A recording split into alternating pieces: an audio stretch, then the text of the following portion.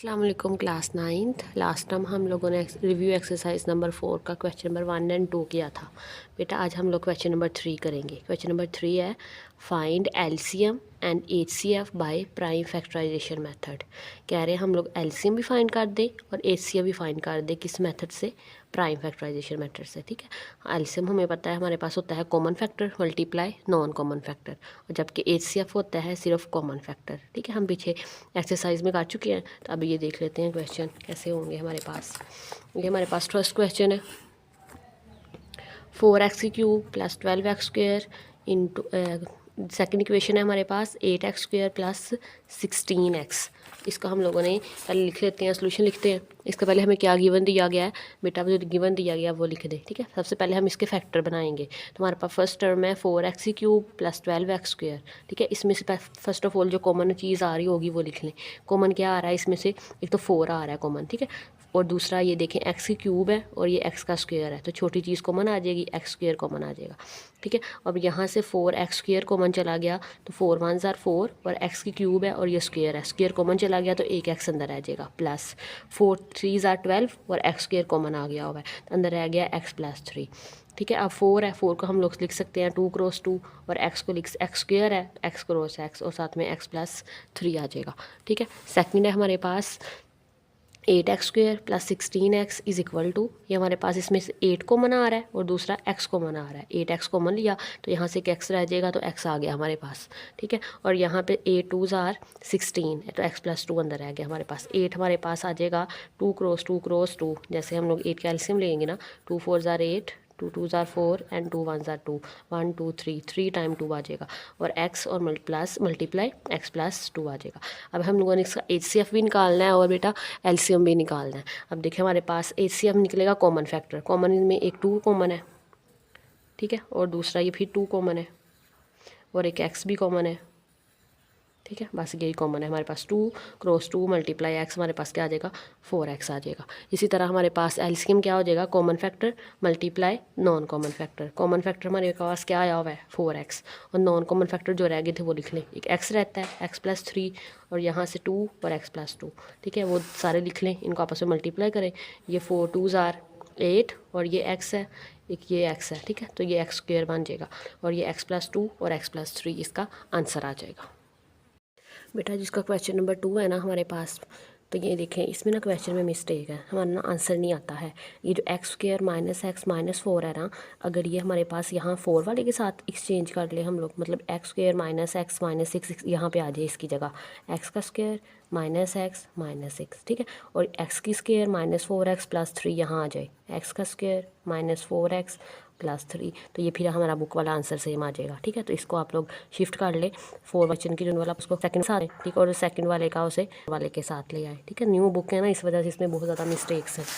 तो ये देखें हमारे पास क्वेश्चन नंबर 2 है x³ plus 3x² minus 4x into x² minus x plus 6। ठीक है, इसके साथ ना क्वेश्चन सोल्व नहीं हो रहा था, हो तो जाता है लेकिन बुक वाला नहीं आ रहा था। ठीक है, तो मैंने फिर इसे रिप्लेस किया है x² माइनस 4x प्लस, तो ये पास अगेन फैक्टर बनेंगे x³ plus 3x² minus 4x में से फर्स्ट ऑफ ऑल तो x कॉमन आ रहा है तो x कॉमन ले लें।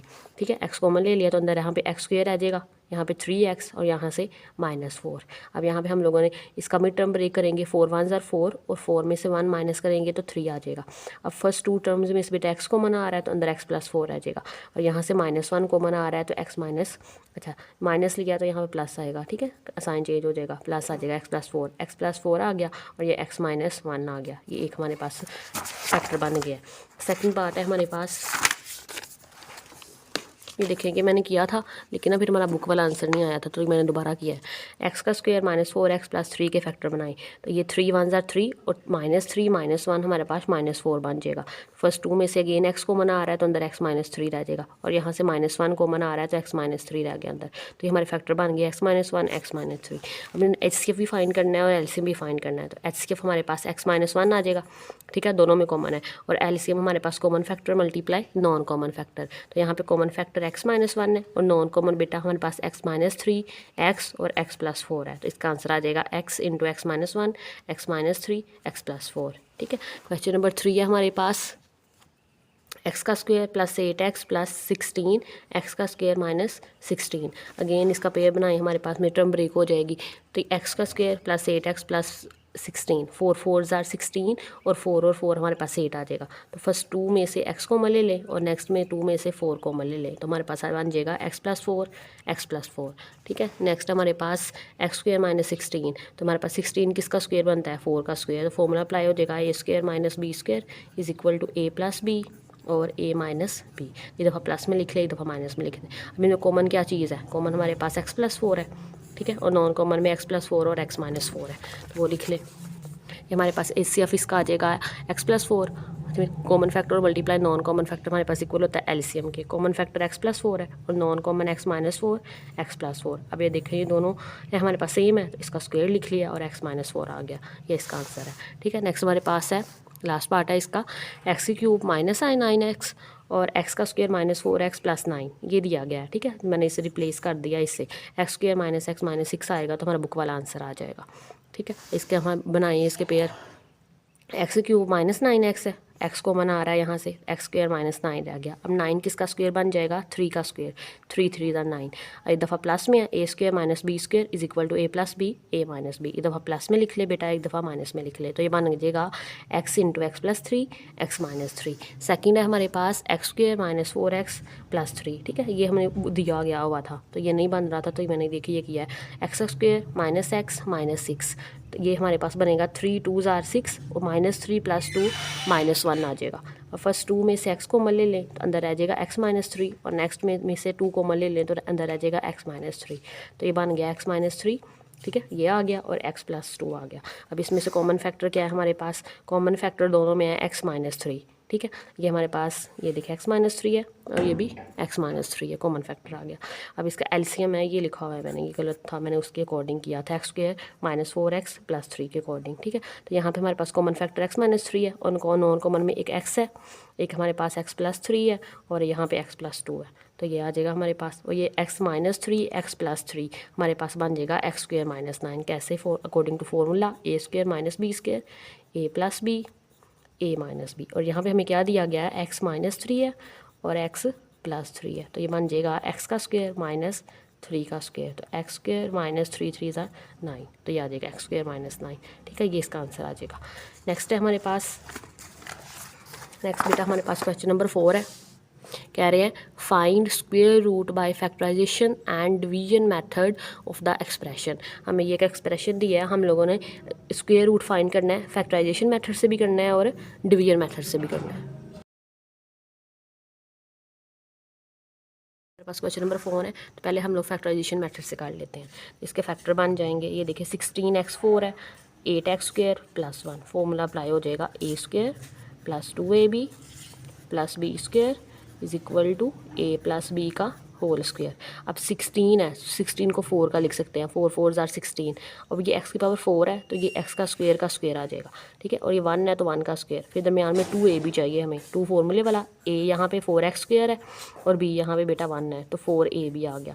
4 2s आर 8x स्क्वायर वापस बन जाएगा। ठीक है, अब ये बंद हो जाएगा, a प्लस बी का होल स्क्वायर, तो आ जाएगा हमारे पास 4x स्क्वायर प्लस 1 का whole square. Taking square root on both side, दोनों तरफ स्क्वायर रूट ले लें, तो हमारे पास स्क्वायर रूट लोन तो स्क्वायर रूट से कट जाएगा, तो साथ में प्लस माइनस लगाएं, 4x स्क्वायर प्लस 1 इसका आंसर आ जाएगा। ठीक है, देन नेक्स्ट हमारे पास बाय डिवीजन मेथड से, तो जो चीज़ गिवन है वो लिखें। ठीक है, इसको अंदर रखें, 4x स्क्वायर पे डिवाइड हो जाएगा ये। ठीक है, 4x स्क्वायर है और ये भी 4x स्क्वायर है, तो 4 4s आर 16 और ये x स्क्वायर x4 आ जाएगा। ठीक है, अब ये 4 को हम लोग 2 से मल्टीप्लाई करते होते हैं, 4 2s आर 8। ठीक है, ये साथ में x का स्क्वायर, अब इसको ये वाले नीचे उतार लें वैसे ही। ठीक है, ये कैंसिल हो जाएंगे, 8x स्क्वायर प्लस 1 ये एज इट इज़ नीचे आ गया। अब 8x स्क्वायर है, ठीक है, और यहाँ भी 8x स्क्वायर है, तो हमें यहाँ पे क्या चाहिए, 1 से मल्टीप्लाई करवा लें इसे, 8x स्क्वायर प्लस 1 आ जाएगा और यहाँ भी 1 आ जाएगा। ठीक है, 8x स्क्वायर को 1 से मल्टीप्लाई किया तो 8x square plus 1 1 1s are 1, sign change करें, ये कटिंग हो जाएंगे, आंसर 0 आ जाएगा। ठीक है, तो स्क्वायर रूट उसका क्या आ जाएगा, ये देखें 4x स्क्वायर प्लस 1, सब में प्लस माइनस लिखें तो इसका आंसर आ जाएगा। लास्ट क्वेश्चन है हमारे पास, क्वेश्चन नंबर 5, वो करते हैं बेटा। क्वेश्चन नंबर 5 है हमारे पास, Huriya is analyse the cost, total cost of her loan modelled by the expression. Huriya ने ना लोन लिया है, ठीक है, उसको उन्होंने हमें जो उसका लोन लिया है ना वो इस फॉर्म में दे दिया हमें, एक एक्सप्रेशन की फॉर्म में, where X represent the number of year. यहाँ पे जो एक्स यूज़ हो रहा है वो ईयर्स को रिप्रेजेंट कर रहा है। What is the optimal repayment period of हुरिया लोन, कहते हैं वो कौन सा बेस्ट टाइम होगा कि जिसे इसे मिनिमम कॉस्ट आए हुरिया को और वो कर्ज़ को वापस कर दे। ठीक है, तो वो हमारे पास है, जैसे पिछले एक्सरसाइज में किया था हम लोगों ने, इसको फैक्टर बनाएंगे। ठीक है, हम लोगों ने अगेन मिनिमम की कॉस्ट निकालनी है इसकी, तो इसको इक्वल टू 0 रखेंगे तो हमारे पास आंसर आ जाएगा। ठीक है, तो ये देखिए हमारे पास क्वेश्चन नंबर 5 है, इसका सोल्यूशन देखते हैं। टोटल कॉस्ट ऑफ हुरिया लोन हमें दिया गया है C S is equal to X square minus 8x plus 18, और एक्स रिप्रेजेंट कर रहा है नंबर ऑफ ईयर्स को। तो अगेन इसके फैक्टर बन जाएंगे हमारे पास 5 3 आर 15 और 5 और 3 8 बन जाएगा। फर्स्ट 2 में से बेटा एक्स कॉमन ले लें तो अंदर x माइनस 5 रह जाएगा, यहाँ से -3 कॉमन ले लें तो x माइनस 5 रह जाएगा। ठीक है, तो यहाँ से हमारे पास 2 फैक्टर बन गए, x माइनस 3 और x माइनस 5। अब हम लोगों ने ऑप्टिकल रीपेमेंट पीरियड निकालना है, तो उसके लिए सी ऑफ एक्स को 0 पुट कर देंगे। ठीक है, for optical repayment put C of X is equal to 0, तो x minus 3 x minus 5 is equal to 0 चला जाएगा। यहाँ से या तो ये 0 होगा या फिर ये 0 होगा, तो x माइनस 3 0 x माइनस 5 0, तो x इज इक्वल टू 3 आ गया और x इज इक्वल टू 5 आ गया। तो optical repayment period for Huriya loan after 3 और 5, ना तो वो 3 साल बाद वापस हो जाएगा उसका लोन कंप्लीट या फिर 5 साल बाद। ठीक है, 5 ईयर्स बाद हमारे पास हो जाएगा। ये थी हमारी आज की वीडियो। अगर आपको आज का लेक्चर अच्छा लगा हो तो लाइक शेयर एंड सब्सक्राइब ज़रूर कीजिएगा। अल्लाह हाफिज़।